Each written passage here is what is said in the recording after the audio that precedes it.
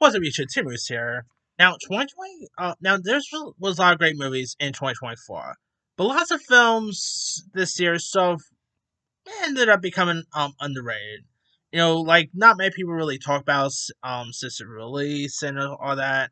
So I'm of course gonna be doing my top 10 most underrated films of 2024. So here are my list. All right, number 10, I'm going with the film Myodas. Now, of course, this was directed by Megan Park, who also directed that really nice little Jenna Ortega film called Fallout. Not to be confused with The Fallout. Fallout, of course, starred Jenna Ortega and all. Uh, this is a plot where it follows Elliot, who's an 18-year-old who encounters her during night self during a mushroom trip.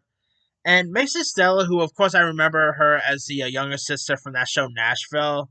It was crazy to believe that was her. Like it's been a while since I've seen her in something, and really cool to see her. Pretty much see her make a little bit of a comeback with this. And I thought she really played her part well. Aubrey Plaza playing the older version of her was really good. I thought it was a really nice little film. If you guys haven't watched it, definitely give this one a go. All right, number 8 is a movie called Ezra. Now, Ezra starred Bobby Cannavale, who plays a stand-up comedian who struggles to raise his autistic son Ezra and forced to confront difficult decisions about the boy's future here. And of course, they go on pretty much like a cross country road trip. The one that plays the kid in this, I thought was really solid. Uh, Robert De Niro was pretty good. You also had a few other folks like Rose Byrne, Rainn Wilson, and a really fun cameo by Jimmy Kimmel and Guillermo. Like, stay towards the end with that, with those cameos. But it is a really nice little film worth giving a go. Bobby Cannavale really showcased how great he is. Like, I feel like Bobby Cannavale is always like these actors who always goes unnoticed. Like he, not many people really like talk about him as much. I've always liked Bobby Cannavale, and here he was really solid here, and his chemistry with his on-screen son was pretty good. This was, of course, directed by Tony Goldwyn, who did a good job directing too. I mean, if you guys haven't seen Ezra, definitely give it a go. All right, number 8 is Blink Twice. Now, Blink Twice, of course, stars Channing Tatum and was the directorial debut by Zoe Kravitz. And I thought she did a really great job with her directorial effort. You know, uh, and yeah, of course, like Haley Joel Osment was pretty good. Got pretty creepy throughout. Really intense at times too. I mean, if you guys haven't really seen it, go watch it. And sadly, the movie did not really do so well on theirs. Really also shows like there are original contents, just people don't go out and support them. And Blink Twice was one of them. Still looking forward to see what Zoe Kravitz does next, but we'll see. All right, number 7 is Drive Away Daughters. Drive Away Daughters, which surprisingly didn't really get too much love. Like it got good reviews, but most people didn't really like. Most average audiences didn't really care for it much. But it was a really nice little film with Margaret Qualley, who, by the way, great year for Margaret Qualley. Geraldine Vincent I thought was really great. Beanie Feldstein was terrific. Of course, you guys don't know much about the story. It's about like these two girls who embark on an unexpected road trip to Tallahassee, and things goes awry when they cross paths with a group of criminals. Of course, you have Matt Damon, Pedro Pascal, Coleman Domingo. It is a really fun road trip film too, directed by Ethan Cohen, who did a good job with this. Definitely give Drive Away Daughters a go. All right, number 6 is of course Abigail. Abigail, of obviously Rayo San's coming off of the recent Scream films. Melissa Barrera coming off of Scream 6, and I thought Abigail was a lot of fun. The horror aspects was great. The little girl who plays Abigail, Alicia Ware, was terrific in this. The gore was great. It's such a shame that it didn't make as much as, let's say, the Scream movies did. And then, again, it was original, came out, did not do so well. Showcase that, people just don't go out to support original content, and it's a shame. But yeah, if you guys haven't really seen Abigail, do yourself a favor, definitely give that one a go.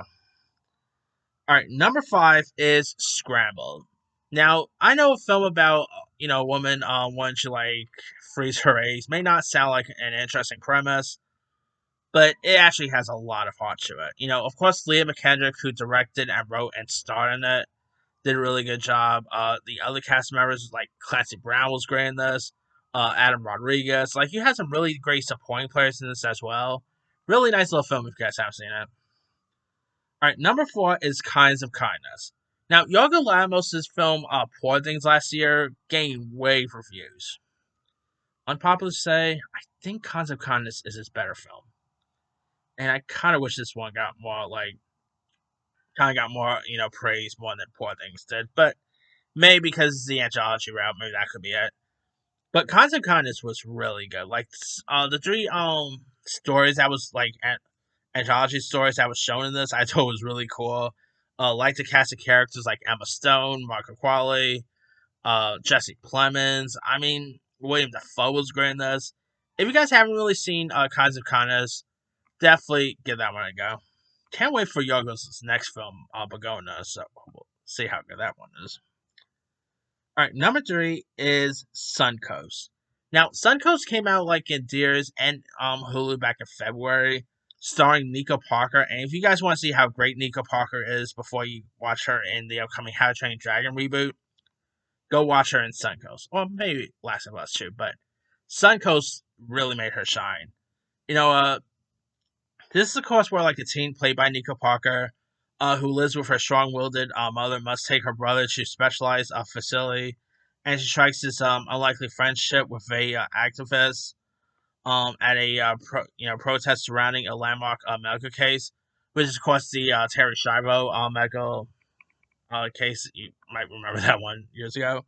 Of course, Woody Harrelson was great. Laura Linney plays. I always keep getting those two mixed up for some reason. Laura Linney, of course, plays Nico's mother in this, and she is really solid in her part here. The one who plays like Nico's, friends in this was pretty good. I mean, it definitely really has some touching moments. It was really sad at times. I mean, if you guys have not really watched Suncoast, do say a favorite. It's on Hulu. Definitely give it a go. All right, number 2, I'm going to go with the film If.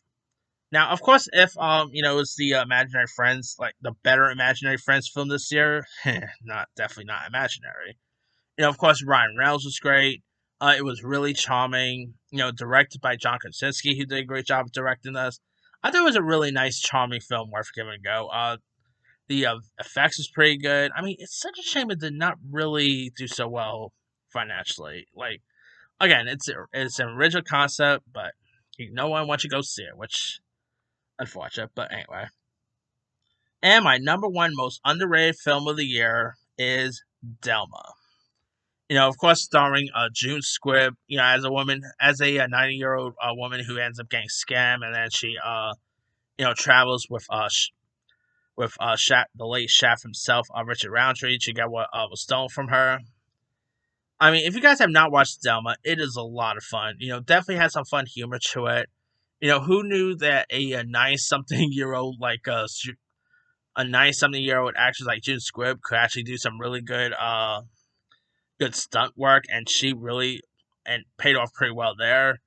I mean, and June Squibb, it's such a shame she's not really getting much award buzz. Like the Golden Globe nominations was announced, and she did not even get a Golden Globe nomination for it. It's unfortunate, but if you guys have not watched Delma, definitely give it a go. But that's pretty much it there. All right, here is my quick rundown. 10, Myodas. 9, Ezra. 8, Blink Twice. 7, Drive Away Doors. 6, Abigail. 5, Scramble. 4, Kinds of Kindness. 3, Suncoast. 2, If. And number 1 is Delma. Now, there's some other ones I probably could have added too. Strange Darling was pretty good. Spaceman with Adam Sandler. ISS was a pretty good one. Let's see what else we got here. Dee Dee's another good one I probably could have added. There's plenty of other ones here, but let me let you guys. What do you think are some most underrated films of the year in your opinion? Drop comments below. Don't forget to like, subscribe, hit that bell for more notifications. This is Timmy Simon.